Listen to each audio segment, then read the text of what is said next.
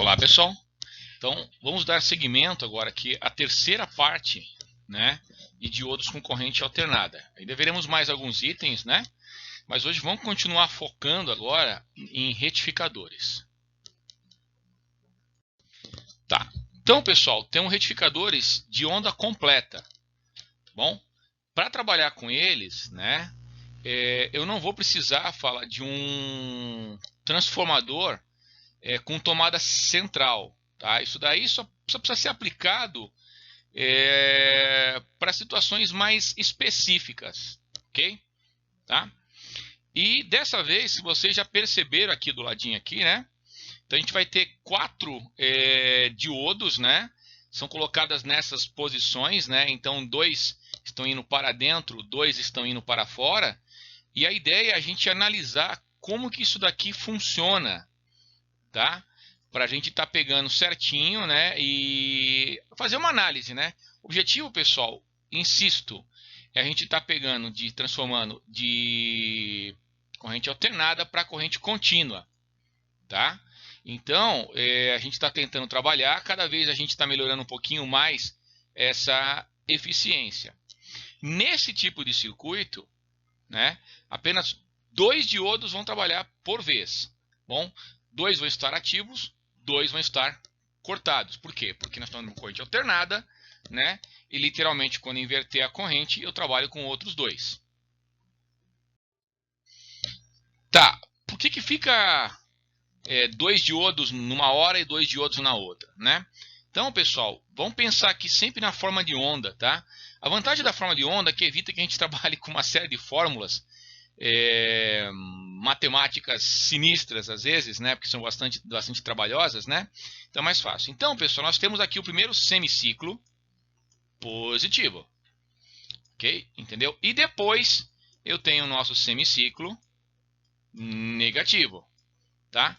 Então a gente vai aproveitar, né? E lembrando que isso aqui é uma repetição, tá bom, pessoal? Então vou pegar uma linha aqui, ó, vou marcar aqui, ó, tá? Então esse ciclo pode ver que ele vai se repetindo aqui, né? E aqui é o começo dele, né? Quando eu falo de um ciclo, pessoal, é o período, né, representado pela letra T maiúscula, bom, que a gente tem para poder fechar. Depois a onda ela vai se repetindo, né, várias e várias vezes. Então vamos ver agora nesse circuito como é que ele funciona, certo? Então, pessoal, na primeira etapa, né, no semiciclo positivo, aquela ondinha lá, então eu vou redesenhar ela aqui em cima, aqui no cantinho, né? Bom, ó, aqui tá, aqui, e nós temos o nosso semiciclo positivo. Primeira etapa aqui, que eu vou pintar ele de azul. Bom, só vou achar ele aqui assim, em azul. Nessa etapa, pessoal, o diodo 1 e o diodo 3 vão ser polarizados diretamente. E o diodo 2 e o diodo 4 cortados. Então, vou desenhar aqui a corrente, né? Bom, então coloquei toda a parte da corrente, né? Então, seguindo aqui o caminho, né, no fluxo aqui, né? Então, aqui o nosso véu no fundo está marcado positivo aqui para cima, aqui nesse momento, nessa parte do ciclo ele é positivo para cima.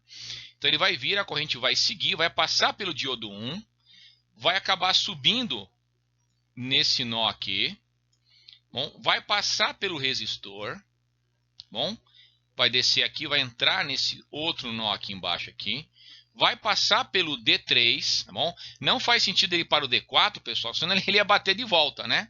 Então ele vai para o D3, vai descer e vai acabar entrando, né, nesse exato momento na parte negativa da nossa fonte, ok? Tá? Agora, ainda existe a segunda etapa, certo? Que agora nós vamos falar sobre o semiciclo negativo. Então vamos terminar de desenhar agora aqui assim a onda, bom? Essa partezinha aqui eu vou grifar agora aqui assim vermelha aqui, né? Bom. Então, nessa parte agora aqui, agora o D2 e o D4 vão ficar polarizados diretamente e o D1 e o D3 vão ficar cortados. Então, vamos ver aqui no sentido da corrente. Bom, então vou acabar isso aqui, vou acabar desenhando agora aqui assim por cima, né? Então, a corrente ela vai seguir agora aqui, esse fluxo aqui. Bom, vai entrar aqui no nó. Bom, vai subir aqui. Vai passar por esse outro nó. Vai vir aqui, vai descer pelo resistor, vai passar aqui, tá? Então aqui nessa hora, pessoal, que pode haver até uma pequena confusão. Ah, professor, mas por que ele não vai para o D3? Se eu for para o D3, pessoal, basicamente não vai ter sentido, né? Porque no fundo eu estou indo para se encontrar com a mesma coisa. Então eu vou para o D4 e do D4 eu vou descer. Bom, lembrando, pessoal, que na hora que eu estou fazendo nessa parte agora aqui assim, né? Esse tipo, vamos colocar assim, o positivo momentâneo é aqui e o negativo vai ser aqui. Momentâneo por quê? Porque a gente está alternando. Uma hora vai para a direita, uma hora vai para a esquerda, uma hora vai para cima e a outra hora vai para baixo, né? De acordo só com o sentido aqui. E como a gente já vinha fazendo, né, com todos os outros exemplos, né, a gente vai calcular a nossa onda de saída, né? Então a onda de saída ela ficou muito parecida quando a gente estava com 2 diodos, né? Então fica aquele pulinho da pulga aqui assim, né? Dessa vez nós temos um prejuízo, pessoal. Como eu estou passando dessa vez por 2 diodos, né? Cada diodo 0,7, né? Então 0,7 mais 0,7 eu vou ter 1,4 volts, tá? Então eu estou passando por 2 diodos, né? E depois a tensão eficaz, medida com o voltímetro, né? Vai ser, fala a tensão de pico, menos 1,4 dividido por raiz de 2.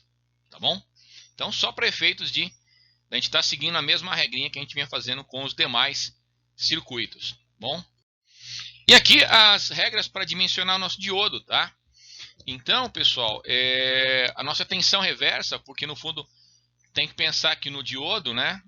No diodinho aqui, a gente vai passar a corrente nesse sentido e depois, em algum momento, a gente vai passar a corrente no outro sentido, né?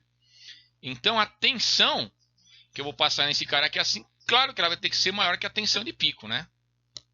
Bom, lembrando que ser maior que a nossa tensão de pico. E com base nisso, a corrente também vai acabar seguindo as regrinhas, né? A tensão máxima eficaz, né? Vai ser a tensão de pico dividido por raiz de 2. Isso que faz todo sentido, né? Certo? Que o V fala a tensão de pico é igual a tensão RMS vezes a raiz de 2, né? É só você jogar esse cara aqui para baixo, né? Para estar dando essa fórmula agora aqui. Né? E o VCC, que literalmente fala tensão contínua, né? Reversa, né? Ela vai ter que ser maior que 2 vezes a tensão de pico divididos por π. Bom, tem que ser basicamente o dobro. Ok? Não sei se vocês lembram, mas quando a gente colocou um capacitor, a gente acabou melhorando a eficácia do nosso sistema. Tá? Então, dessa vez, pessoal, nós vamos adicionar aqui um capacitor, né? Bom, dentro do nosso sistema. Esse é um capacitor polarizado. Tá bom, pessoal? Tá? Então, para que a gente possa, literalmente, acabar garantindo que o nosso circuito vai estar ok. Tá bom? Colocar nesse sentido aqui. Bom? Tá. Então, aqui eu coloquei um exemplo, pessoal, do que é. Então, se a gente pegasse o nosso circuito até esse ponto aqui, ó, daqui e aqui, tá certo? Então, até esse ponto, pessoal, a gente tinha o pulo da pulga, certo? Agora, quando a gente coloca o capacitor, né? Então, imagina que eu vou desenhar aqui o pulo da pulga, né? Certo? Quando a gente coloca o capacitor, pessoal, a onda, a primeira vez, ela vai subir, ela vai descarregar o capacitor, vai subir, vai descarregar, vai subir, vai descarregar. Tá. Ah, professor, então não estou vendo muita vantagem nesse tipo de coisa. Tá. Quando o pessoal conseguir colocar e retificar isso aqui para cima, né? Eu digo para vocês que basicamente a gente vai duplicar a frequência. Tá? Então, se for 60 Hz a frequência de entrada, eu posso literalmente trabalhar aqui assim como eu vou estar tipo dobrando, que ele vai se repetir, como se fosse 120 Hz. Tá bom? Quais são as coisas? Tá? Os cálculos, pessoal, que é o seguinte, aquele nosso V de Ripple, lembra, pessoal? Ripple. Bom, tem uma ondinha aqui. Bom, a distância que a gente tem, ó, repetindo isso aqui, né, que a gente viu nas outras aulas, né? O V de Ripple, pessoal, basicamente, quanto menor esse cara for aqui assim, mais eficaz é a nossa fonte, né? Certo? Então, a distância entre o máximo e o mínimo. Ok? Tá. Para que a gente tem essa outra fórmula, que é um pouco diferente da outra que a gente tinha visto? Porque aqui, pessoal, eu posso fazer uma fonte que eu posso especificar uma corrente direta que eu queria ter nessa carga. É mais ou menos o seguinte, como você compra um carregador. Se você comprar um carregador, você vai ver que ele tem alguns carregadores que são de 1 ampere, né? Ou 500 mA, ou até menos, tá bom, pessoal? Tá? 500 mA, pessoal, só pode representar 0,5 ampere, tá bom? É a mesma coisa. Bom, só que está em unidades diferentes. Okay? Um é mili e o outro é tipo direto ampere, né? Bom? Então, para poder fazer isso aqui. E aí vai ter a capacitância, vai ter sua frequência em hertz. Bom? Para a gente achar a nossa tensão contínua, nesse nosso exemplo aqui assim, vai ter um valor um pouquinho melhorzinho. Onde vai ser a nossa tensão de pico, né? Menos o V do Ripple, divididos por 2. Então você pode entender, pessoal, que nós temos aqui a nossa tensão de pico, que é esse pontinho aqui assim. Bom? E a nossa tensão contínua, basicamente, ela vai estar aqui assim, que no fundo vai ser o VCC, né? Dividido pelo V de U, que no fundo, aliás, o VP, né? Que esse que é o VP, não, o pico, né? Certo? Menos a metade do V de Ripple. Tá vendo só? Então já é uma fonte bem mais eficaz do que as outras que a gente vinha fazendo anteriormente. Tá? Pessoal, uma fonte, nós estamos fazendo uma parte dela ainda, tá bom, pessoal? Nós estamos fazendo o retificador da fonte. A fonte é composta por outros elementos, né? Que a gente vai acabar vendo depois um pouquinho para frente. Então vamos para a parte que vocês mais gostam. Só que não, né, pessoal? Fazer conta. Tá certo? Então aqui, pessoal, tem aqui um circuito, né? Com um circuito de retificação, né? Com capacitor. Ok? Tá? Então a ideia agora é o seguinte, né? Então lembrando que a tensão é 0,7. O transformador, pessoal, é 10 para 1, que está desenhado aqui, ó, 10 para 1. Bom? E eu quero saber qual que é a tensão mínima que vai ter nessa carga, tá? Ela vai ter oscilação, pessoal. Lembre-se que o nosso gráfico é algo assim, né? Bom, então eu quero saber na parte aqui embaixo, aqui assim, o pontinho mínimo dele aqui, qual que vai ser a tensão mínima que vai acabar tendo aqui. Então vamos aqui, pessoal, para as contas aqui. Dessa vez eu não quis fazer pedaço a pedaço, então vou mostrar aqui diretamente. Tá. Então, pessoal, eu tô com a fonte inicial é 220 volts.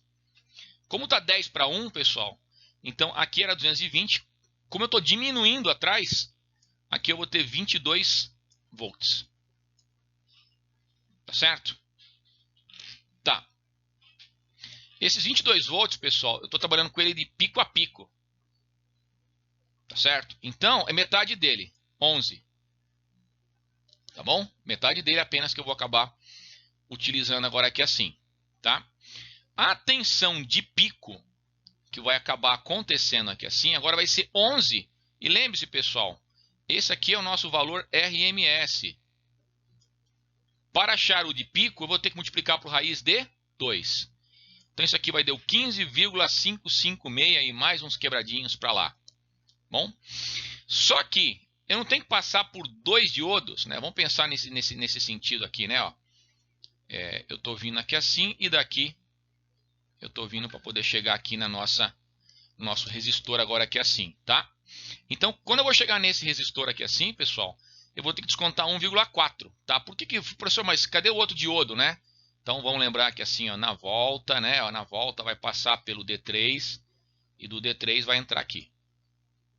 Bom, então aqui, ó, tô vindo aqui em cima aqui, passei pelo D1 e retorno pelo D3. Sempre vai descontar 1,4. Então agora a nossa tensão que a gente tem de pico na nossa carga vai chegar na carga apenas 14,156. Bom, tá. Lembrando, pessoal, que eu te expliquei que tipo uma coisa é a frequência C60, que era isso aqui. Ele vai se repetir, né? A outra coisa, quando ele for transformado nisso daqui, ó, ele vai passar a ser, nesse nosso exemplo aqui não é 60, é 50, né? Vai passar a ser 100 Hz.